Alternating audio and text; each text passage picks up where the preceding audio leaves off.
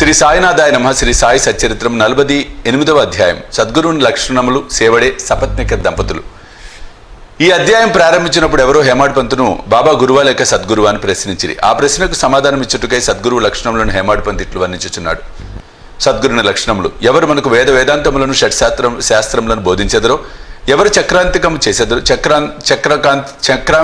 చేసెదరో, ఎవరు ఉచ్ఛ్వాస నిశ్వాసములను బంధించెదరో, ఎవరు బ్రహ్మం గురించి అందంగా ఉపన్యసించెదరో, ఎవరు భక్తులకు మంత్రోపదేశం చేసి దాన్ని పునశ్చరణ చేయమందురో, ఎవరు తమ వాక్శక్తితో జీవిత పరమావధిని బోధించగలరో, కానీ ఎవరు స్వయంగా ఆత్మ సాక్షాత్కారము పొందలేరో అట్టివారు సద్గురువులు కారు. ఎవరైతే చక్కని సంభాషణ వల్ల మనకు ఇహపర సుఖములందు విరక్తి కలుగజేసెదరో, ఎవరు ఆత్మసాక్షాత్కారమందు మన అభిరుచి కలుగునట్లు చేసెదరో, ఎవరైతే ఆత్మసాక్షాత్కార విషయమున పుస్తక జ్ఞానమే కాక ఆచరణమందు అనుభవం కూడా పొంది ఉన్నారో అట్టివారే సద్గురువులు. ఆత్మసాక్షాత్కారంను స్వయంగా పొందని గురువు దానిని శిష్యులకు ఎట్లు ప్రసాదించగలరు? సద్గురువులు స్వప్నమందైనను శిష్యుల నుండి సేవ గాని ప్రతిఫలం గాని ఆశించడు. దానికి బదులుగా శిష్యులకు సేవ చేయ తలుచును. తాను గొప్పవాడని తన శిష్యుడు తక్కువవాడని భావించడు. సద్గురువు తన శిష్యుని కొడుకు వలె ప్రేమించడే కాక తనతో సరిసమానంగా చూచును లేదా పరబ్రహ్మ స్వరూపంగా చూచును. సద్గురుని ముఖ్య లక్షణం ఏమన్నా వారి శాంతమునకు ఉనికిపట్టు. వారెన్నడూ చాపల్యమునకు గాని చికాకు గాని చెందరు. తమ పాండిత్యమునకు గర్వించరు. ధనవంతులు, పేదలు, గనులు, నీచులు వారికి సమానమే. హేమాడ్ పంత్ తన పూర్వజన్మ సుకృతముచే సాయిబాబా వంటి సద్గురు ఆశీర్వాదమును సహవాసమును పొందేదని తలంచెను. బాబా యవ్వనమందు కూడా ధనం కూడబట్టలేదు. వారికి కుటుంబం గాని స్నేహితులు గాని ఇల్లు గాని ఎట్టి ఆధారము లేకుండెను. 18 ఏళ్ల వయసు నుండి వారు మనసును స్వాధీనముందుంచుకుని ఒంటరిగా నిర్భయంగా ఉండేవారు. వారెల్లప్పుడూ ఆత్మానుసంధానమునందు మునిగి ఉండేవారు. భక్తులు స్వచ్ఛమైన అభిమానమును చూచి వారి మేలు కొరకు ఏవైనా చేయుచుండేవారు. ఈ విధంగా వారు తమ భక్తులపై ఆధారపడి ఉండేవారు. వారు భౌతిక శరీరంతో ఉన్నప్పుడు తమ భక్తులకు ఏ అనుభవములు ఇచ్చారో అట్టి వారు మహాసమాధి చెందిన పిమ్మట కూడా వారిపై ఆధారపడిన భక్తులకు ఇచ్చుచున్నారు. అందుచే భక్తులు చేయవలసిందేమన్నా భక్తి విశ్వాసములు అనేది హృదయ దీపమును సరిచేయవలేను. ప్రేమను ఒత్తిని వెలిగించవలేను. ఎప్పుడిట్లు చేసేదరో అప్పుడు జ్ఞానమనే జ్యోతి వెలిగి ఎక్కువ తేజస్సుతో ప్రకాశించును. ప్రేమ లేని జ్ఞానం ఉత్తది. అట్టి జ్ఞానం ఎవరికి అక్కర్లేదు. ప్రేమ లేనిచో సంతృప్తి ఉండదు. కనుక మనం అవిచ్ఛిన్నమైన అపరిమితమైన ప్రేమ కలిగి ఉండవలేను. ప్రేమను మనం ఎట్లు పొందగలము? ప్రతి వస్తువు దాని ఎదుట ప్రాముఖ్యము లేనిదగును. ప్రేమ అన్నది లేని ఎడల చదువుట గాని వినుట గాని నేర్చుకునుట గాని నిష్ఫలము. ప్రేమ అనున్నది వికసించనిచో భక్తి, నిర్వాహము, శాంతి, స్వేచ్ఛలు పూర్తిగా వికసించినచో పూర్తిగా ఒకటి తర్వాత ఇంకొకటి వచ్చును. దేనిని గురించి కానీ మిక్కిలి చింతించినదే దాని యందు మనకు ప్రేమ కలగదు. యథార్థమైన కాంక్ష, ఉత్తమమైన భావమున్న చోటని భగవంతుడు తానే సాక్షాత్కరించును. అది ఏ ప్రేమ, అది ఏ మోక్షము. ఈ అధ్యాయంలో చెప్పవలసిన ముఖ్య కథను పరిశీలించదము. స్వచ్ఛమైన మనసుతో ఎవరైనాను నిజమైన యోగీశ్వరుని వద్దకు పోయి వారి పాదములపై పడినచో తుట్టతుతకు రక్షింపబడుదురు. ఈ విషయము ఈ దిగువ కథ వలన విసిదపడును.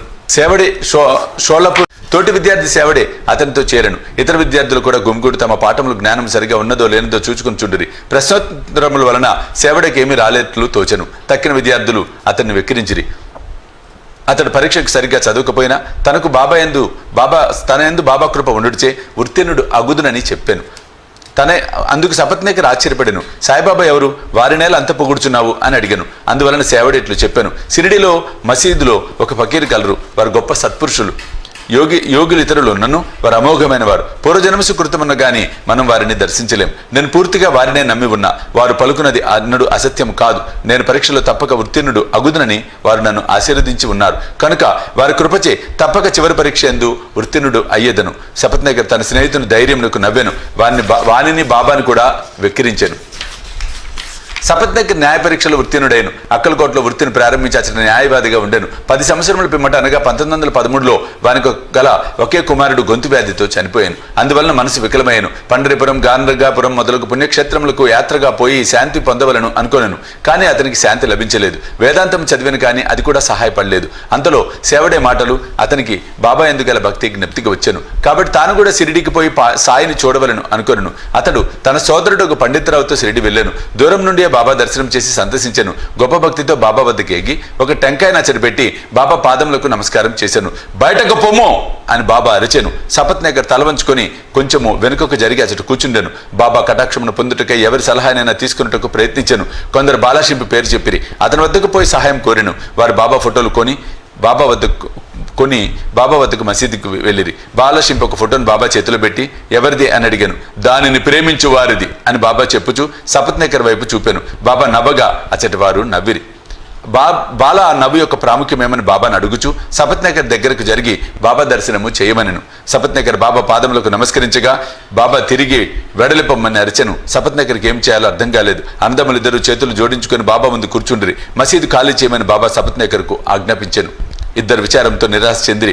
బాబా ఆజ్ఞను పాలించవలసి ఉండుచే సపత్నేకర్ షిరిడి విడవలసి వచ్చాను. ఇంకొకసారి వచ్చినప్పుడైనా దర్శనం ఇవ్వవలనని బాబాను వేడెను. సపత్నేకర్ భార్య సంవత్సరం గడిచెను కానీ అతని మనసు శాంతి పొందకుండాను. అతడు గానగాపురం వెళ్ళాను కానీ అశాంతి హెచ్చెను. విశ్రాంతికై మాడేగాం వెళ్ళాను. తుదకు కాశీ వెళ్ళటకు నిశ్చయించుకొనెను. బయలుదేరటకు 2 దినముల ముందు అతని భార్య ఒక స్వప్నము కనపడెను. స్వప్నంలో ఆమె నీళ్ల కొరకు కొండ పట్టుకుని లకర్షా బావికు పోవుచుండెను. అచ్చట ఒక ఫకీర్ తలగొడ్డ కట్టుకొని వేప చెట్టు మొదట కూర్చున్నవారు తన వద్దకొచ్చి, ఓ అమ్మాయి, అనవసరముగా శ్రమ పడదేవేళ నేను స్వచ్ఛమైన జలముతో నీ కుండను నింపెదను అనెను.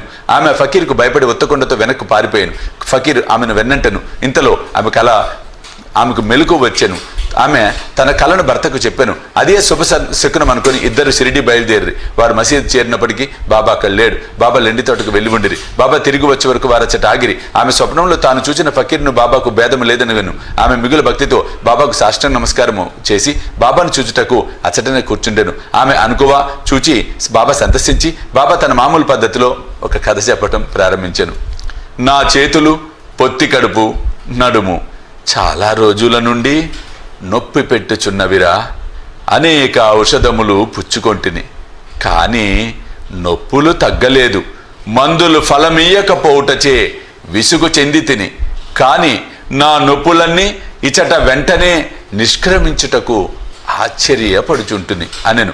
పేరు చెప్పనప్పటికీ ఆ వృత్తాంతం అంతా సపత్నేకర్ భార్యది. ఆమె నొప్పులు బాబా చెప్పిన ప్రకారం త్వరలో తగ్గిపోవడిచే ఆమె సంతసించాను. సపత్నేకర్ ముందు పోయి దర్శనం చేసుకొను. మరలా బాబా బయటకు పొమ్మను. ఈసారి అతడు మిక్కిలి పశ్చాత్తాపడి ఎక్కువ శ్రద్ధతో ఉండెను. ఇది బాబా తన పూర్వం నిందించిన ఎగతాళి చేసిన దాని ప్రతిఫలమని గ్రహించి దాని విరుగుడు కొరకు ప్రయత్నించుచుండెను. బాబా ఒంటరిగా కలుసుకొని వారిని క్షమార్పణ కోరవలనని యత్నించుచుండెను. అట్లే నడిచెను. అతడు తన శిరస్సును బాబా పాదములపై పెట్టెను. బాబా తన వరద హస్తమును సపత్నేకర్ తలపై పెట్టెను. బాబా కాళ్ళు తుచు సపత్నేకర్ అక్కడే కూర్చుని ఉండెను. అంతలో ఒక గొల్లస్త్రీ వచ్చి బాబా నడుము పట్టుచుండెను. బాబా ఒక కోమటి గురించి కథ చెప్పసాగాను. వాని జీవితంలోని కష్టములు వర్ణించాను. అందులో వానికి ఒకడే కొడుకు మరణించిన సంగతి కూడా చెప్పాను. బాబా చెప్పిన కథ తనదే అని సపత్నేకర్ ఆశ్చర్యపడెను.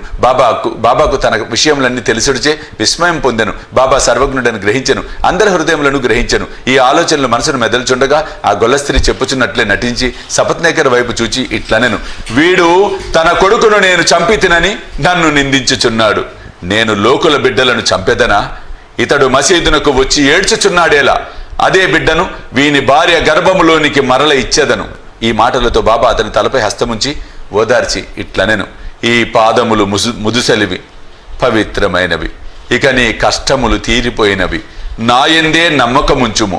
నీ మనోభిష్టములు తప్పక నెరవేరును. సపత్నేకర్ మైమరిచెను.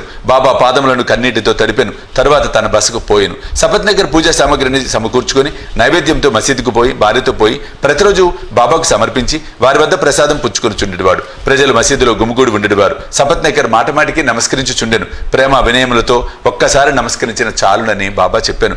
ఆనాడు రాత్రి సపత్నేకర్ బాబా చావడి ఉత్సవమును చూశాను. అందు బాబా పాండురంగన్ వలె ప్రకాశించాను. ఆ మరుసటి దిన ఇంటికి పోయినప్పుడు బాబా మొదట ₹1 దక్షిణ ఇచ్చి తిరిగి అడిగిన ₹2 లేదనక ఇవ్వవచ్చునని సపత్నేకర్ అనుకున్నాను. మసీదుకు పోయి ₹1 దక్షిణ ఇవ్వగా బాబా ఇంకొక ₹1 కూడా అడిగాను. బాబా వాణిని ఆశీర్వదించి ఇట్లనెను, టెంకాయను తీసుకొనుము, నీ భార్య చీర కొంగులో పెట్టుము, హాయిగా పొమ్ము, మనసునందు ఎట్టి ఆందోళనను ఉంచకుము. అతడు అట్లే చేశాను. 1 సంవత్సరంలో కొడుకు పుట్టాను.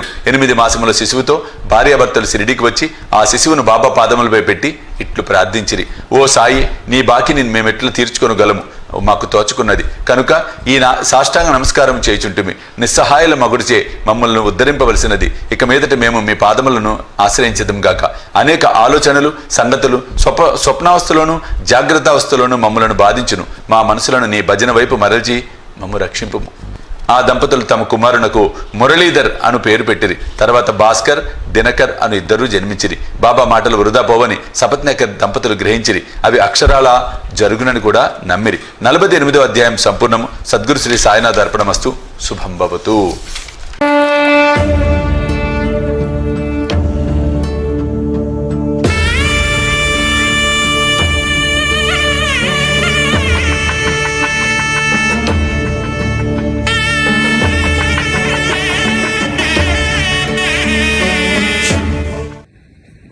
దివ్య రక్ష కవచ యంత్రానికి